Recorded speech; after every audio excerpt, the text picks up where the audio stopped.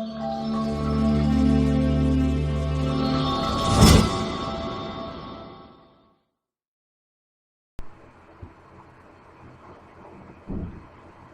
morning to everyone. Today I am going to discuss about the UV method in transportation problem.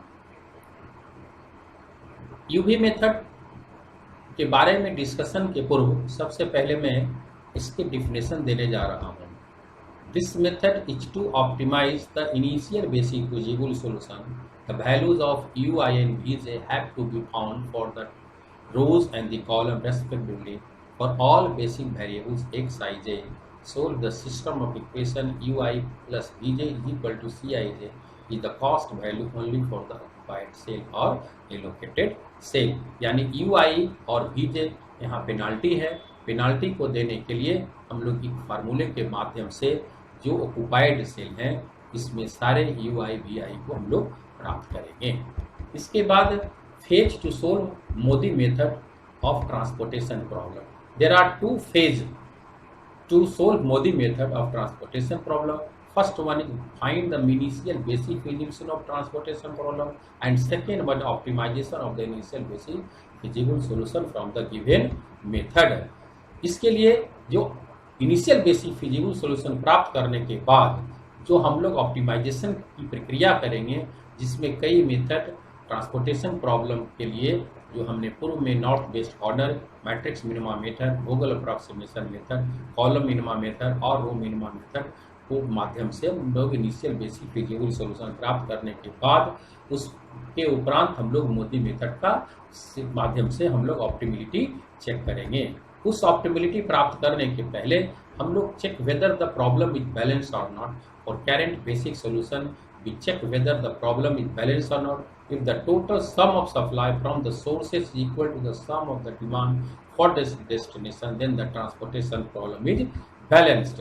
If the transportation problem is not balanced, then transportation problem can be made to balance. Now come to the second step. To find the initial basic feasible solution, we have to find any one of the method for getting initial basic solution. Then we apply optimization theory of MODI method for optimal solution. उसके बाद initial basic feasible solution प्राप्त करने के बाद UV method का हम लोग application शुरू करेंगे जिसमें this value of ui and vj have to be found for the rows and column respectively. For all basic variable x, i, j, solve the system of equation ui plus vj equal to cij with the cost value only for occupied cell or allocated cell and find the value of ui and vj. Before applying the formula, we need to check the total number of allocated cell m plus n equal to -1. If not equal, we will discuss later on. So the solution is non-degenerated. तो हम लोग इसको प्राप्त करने के बाद जो है नॉन डिजेनरेसी की जानकारी प्राप्त करने के बाद हम लोग यूवी मेथड के अगले असाइन पर चलेंगे. We assign arbitrary number to any row or any column vj as 0, so having the maximum number of allocation. If maximum allocation is more than 1, we choose any one arbitrary. If any arbitrary say u is equal to 0, the rest of the value ui and vj using the formula cij is equal to ui for occupied cell. अब इसके माध्यम से ui और vj का हम लोग सारी जानकारी प्राप्त करेंगे और उस जानकारी के आधार पर पुनः हम लोग उसमें पेनाल्टी देंगे जो अनऑक्युपाइड सेल है उसके लिए. तो अब we compute the penalty using the formula dij equal to zij minus cij is equal to ui plus vj minus cij only for the unallocated या unoccupied cell and compute the penalty dij one by one. If we get all penalty value as less than 0 or equal to the optimality rate, but if any one is greater than 0, the value we may need to proceed with the sum in the next steps. अगर आपकी इस एक भी value अगर greater than 0 आती है यानी negative valuation तो हम लोग अगले स्टेप पे बढ़ते हैं. अब उसके बाद हम लोग जब पॉजिटिव वैल्यू अनऑक्युपाइड सेल के लिए नेगेटिव वैल्यूएशन आती है एक भी, तब हम लोग उसके क्लोज पाथ बनाते हैं. We select the unoccupied cell of the Xij maximum positive net evaluation Dij is equal to Zij minus Cij from the same. We draw a closed path or loop by drawing horizontal and vertical line with corner cell occupied or new basic cell. Along this closed loop, assign a location plus theta and minus theta alternately at the corner and choose the minimum allocation from the cell having the plus theta. This allocation should be added to the allocation to the cell having plus theta and subtract from the allocation to the cell having minus theta. इस प्रकार जो loop बनाने के बाद हम लोग आगे assign maximum value in such a case that the value of one basic variable become 0 and other basic variable positive. Determine the minimum allocation that have positive sign. उसके बाद अंत में हम लोग check the total number of occupied cell equal to m minus n minus 1. Again we find ui and vj value using the formula ui plus vj is equal to cij, where cij is the cost value only for occupied cell. Again u1 assign u1 equal to 0. Find the value of ui and vj. Find the penalty for unoccupied cell using the formula Dij is equal to ui plus vj minus aj. If all Dij is less than 0, then optimal solution exists. If Dij is greater than 0, we repeat the process of optimization until the condition of optimality is reached. इस प्रकार हम लोग 8 जो सैद्धांतिक दिए theory portion दिया उसके माध्यम से हम लोग सॉल्यूशन को प्राप्त करेंगे।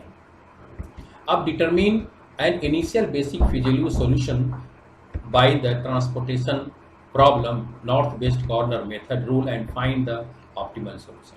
अब यहाँ हम लोग देखेंगे कि जो इनिशियल बेसिक फ्यूजिबल सॉल्यूशन के जो हमने पूर्व में चर्चा की थी कि नॉर्थ वेस्ट कॉर्नर मेथड के माध्यम से कैसे प्राप्त करेंगे, उस पर ऑप्टिमलिटी टेस्ट हम लोग करेंगे कि क्या यह जो सॉल्यूशन हमने ट्रांसपोर्टेशन कॉस्ट जो निकाला है क्या यह सही है या इससे भी ट्रांसपोर्टेशन कॉस्ट कम होगा। इसमें जो आपके सामने पिक्चर है उस पिक्चर में देखने पर 3 सोर्स हैं O1, O2, A3 और 4 आपका डेस्टिनेशन है D1, D2, D3, D4।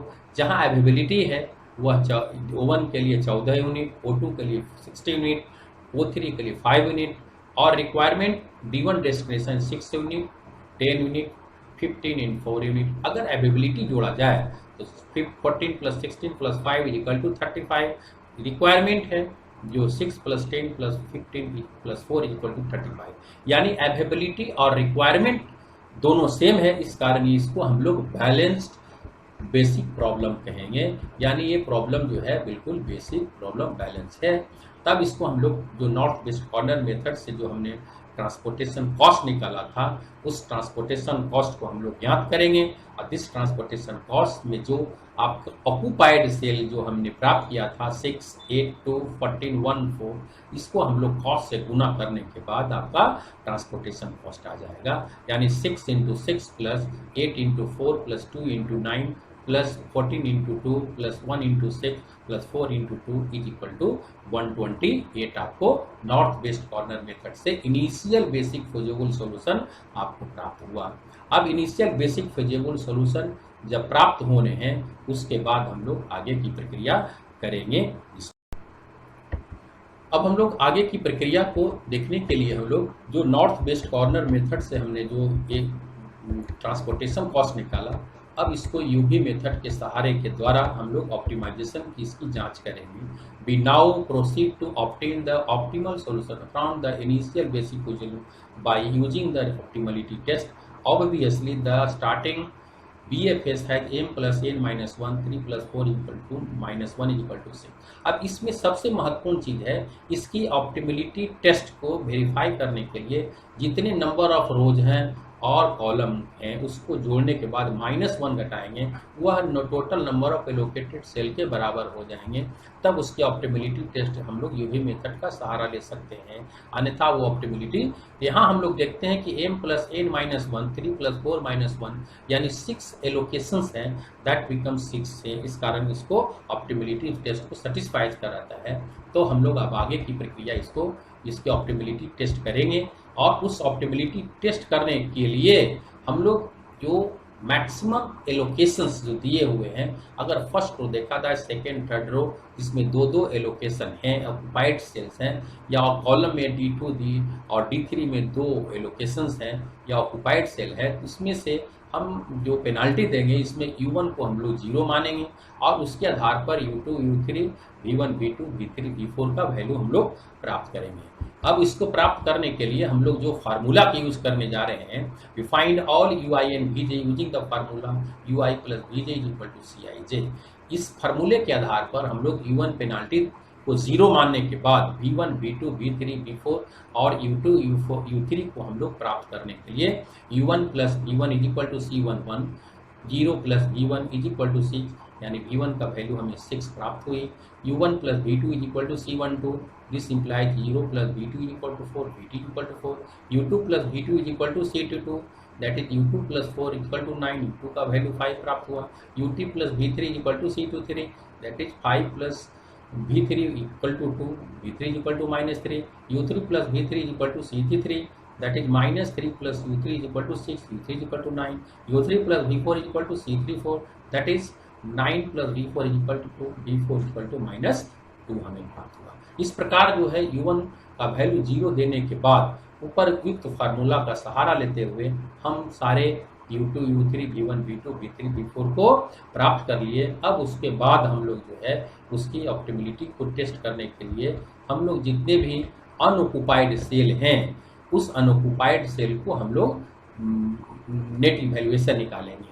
जहाँ पर ही ऑक्युपाइड सेल थे वहाँ हम लोग स्टार दे दिए और अनऑक्युपाइड सेल की वैल्यू हम लोग यानी नेट इवैल्यूएशन प्राप्त करने के लिए हम लोग DIJ is equal to ZIJ minus CIJ का फार्मूला का सहारा लेंगे और उसके आधार पर जितने भी अनऑक्युपाइड सेल हैं वो हम लोग नेट इवैल्यूएशन प्राप्त करेंगे।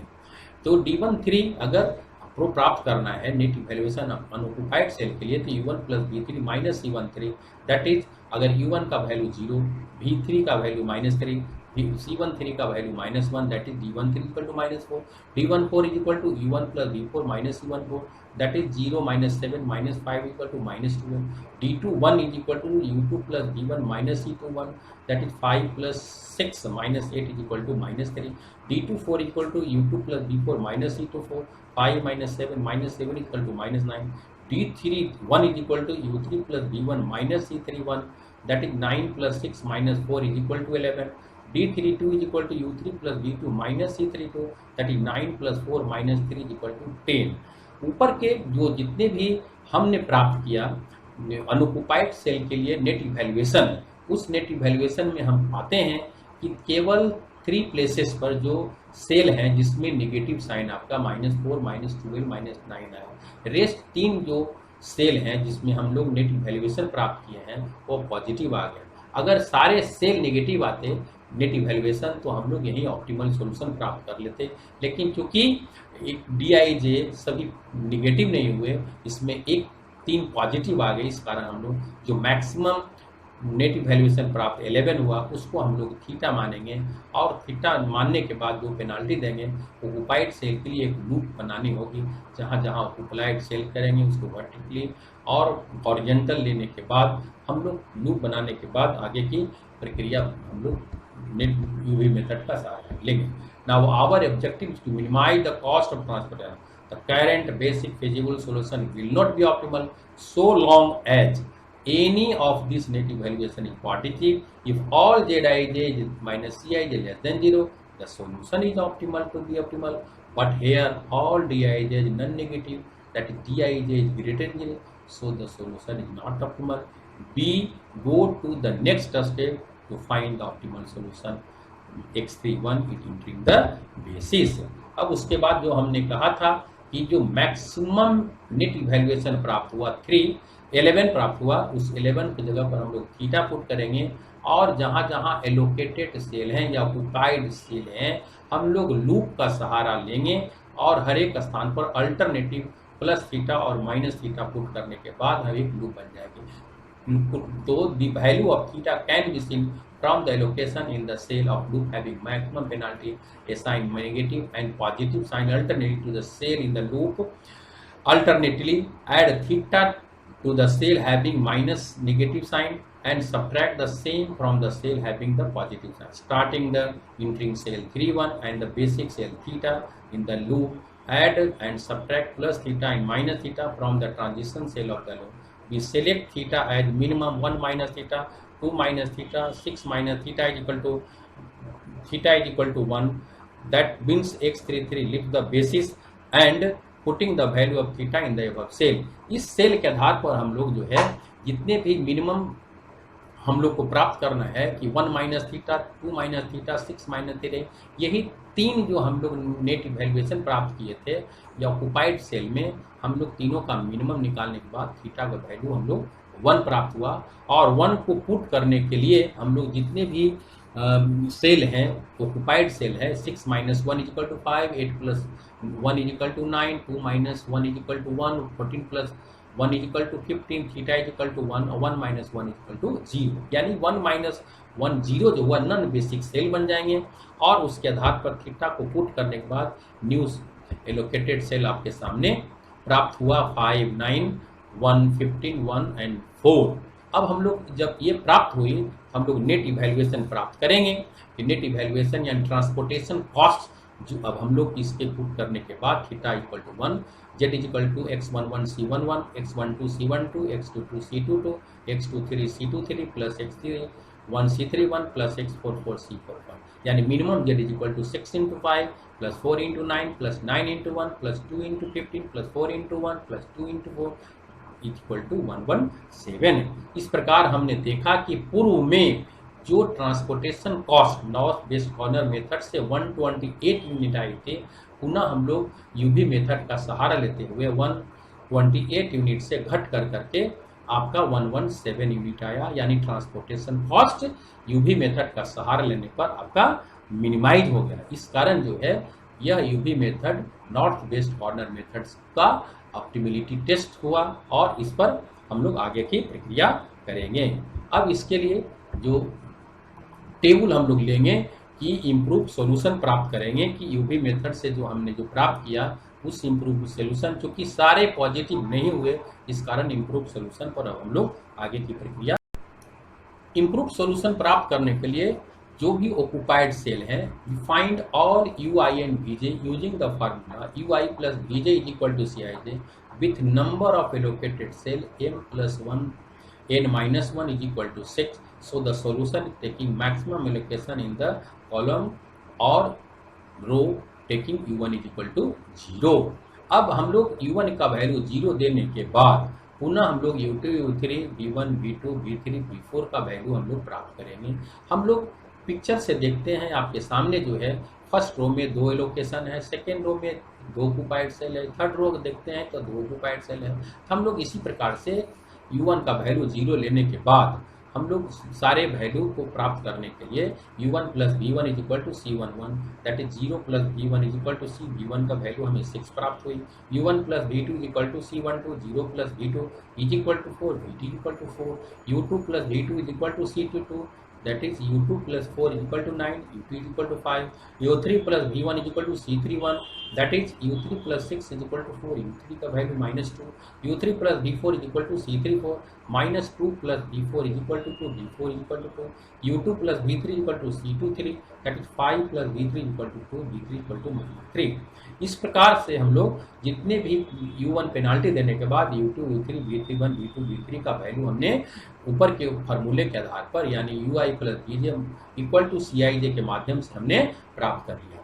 अब इसे एलोकेटेड जो ऑक्युपाइड सेल है वहां हम लोग सभी जगह स्टार देंगे और स्टार देने के बाद जहां अनऑक्युपाइड सेल है उसका नेट इवैल्यूएशन हम लोग प्राप्त करेंगे. यानी नेट इवैल्यूएशन प्राप्त करने के बाद अगर नेगेटिव सब आएंगे तो ऑप्टिमल होगा, नहीं तो पुनः अगले स्टेप की ओर हम लोग बढ़ेंगे. Now we compute the net evaluation for unoccupied cell. For non-basic cell, we find all ui and vj in computing the net evaluation dij for each non-basic cell. यानी non-basic cell जो unoccupied cell होते हैं उसी को non-basic cell कहा जाता है. अब उस फार्मूले के dij equal to zij minus cij is equal to ui plus vj minus cij का सहारा लेते हुए जितने भी अनऑक्युपाइड सेल्स हैं उनके नेट इवैल्यूएशन हम लोग प्राप्त करेंगे जो इस प्रकार से है.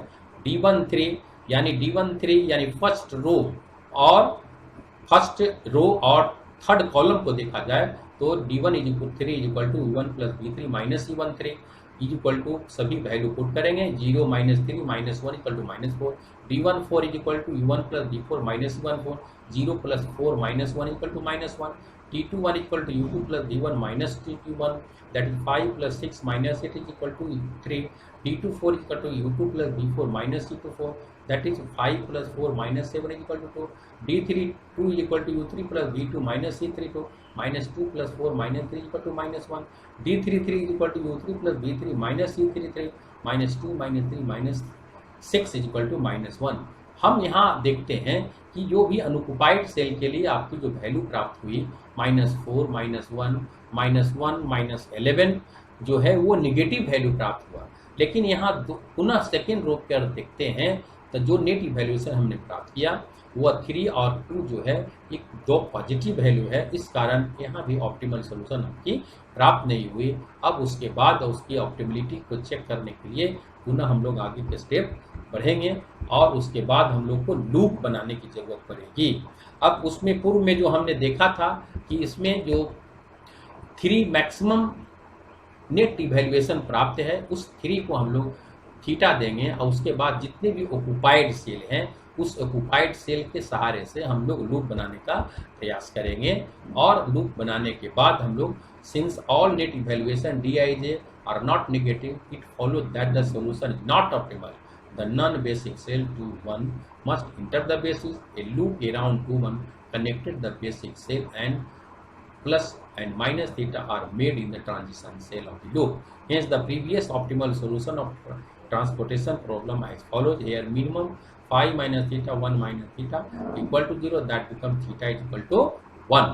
अब इसके सहारा लेने के बाद जो है minimum 1 minus theta 5 minus theta का value theta is equal to 1 प्राप्त हुआ। इसको हम लोग यहाँ पुट करने के बाद पाते हैं कि 5 minus 1 is equal to 4 9 plus 1 is equal to 10 1 minus 1 is equal to 0 and theta is equal to 1। अब 1 माइनस 3 नॉन बेसिक सॉल्यूशन बन जाएगा और उससे हम लोग leaves the basis x22 leaves the basis हो जाएंगे। उसके बाद हम लोग पुनः नेट इवैल्यूएशन प्राप्त करेंगे।